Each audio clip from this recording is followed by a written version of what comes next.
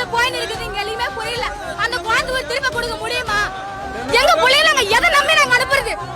எதை நம்பிங்க நாங்க அனுப்புறது? நீங்க பதில் சொல்லுங்க. இனிமே இந்த தப்பு எந்த குழந்தைக்கு நடக்க கூடாது. இத்தனை வருஷமா அந்த செப்டேங்க அப்படிதான் இருக்குதா? ஏன் இவ்வளவு அஜாக்கிரதையா இவங்க இருக்கிறாங்க?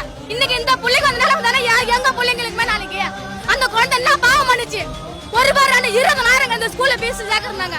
ஃபீஸ் கட்டல மாட்டேன், உங்க பொண்ணு எக்ஸாம் அது விட மாட்டேன் அப்படி சொல்றீங்களா? அந்த பிள்ளைக்கு என்ன பாதுகாப்பு? ஒரு பாரான 20,000 இந்த ஸ்கூல்ல ஃபீஸ் சேர்க்கறாங்க. ஃபீஸ் கட்டல மாட்டேன், உங்க பொண்ணு எக்ஸாம் அது விட மாட்டேன் அப்படி சொல்றீங்களா? அந்த பிள்ளைக்கு என்ன பாதுகாப்பு? அவங்க பெத்தவங்க தேர்ந்ததுக்கு அப்புறம் தான் அந்த பிள்ளை காணனேக்கு தேடுறாங்க. செப்டி டேங்க்ல ஊந்துங்க அந்த புள்ள. அப்ப அந்த செப்டி டேங்க் அவ்வளவு அஜாக்கிரதையா இருந்திருக்குது. அது இத்தனை வருஷமா அந்த செப்டி டேங்க் அப்படிதான் இருக்குதா?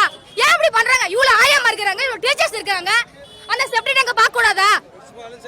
ஒரு சுகாதாரம் கிடையாதா? ஏன் இப்படி பண்றீங்க? எங்க பிள்ளைங்க எதை நம்பி நாங்க அனுப்புறது? எதை நம்பிங்க நாங்க அனுப்புறது? நீங்க பதில் சொல்லுங்க.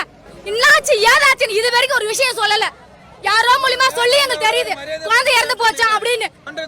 ஒண்ணுமே புரியல சார் எங்களுக்கு. இந்த சமுதாயம் எந்த தேசத்துல போயின்னு இருக்குது எங்கேயுமே புரியல. அந்த குழந்தை திரும்ப கொடுக்க முடியுமா? எங்களுக்கு தெரியாதுன்னா என்ன சார் அர்த்தம்? அது அந்த குழந்தையோட உயிர் திரும்பி கிடைக்குமா?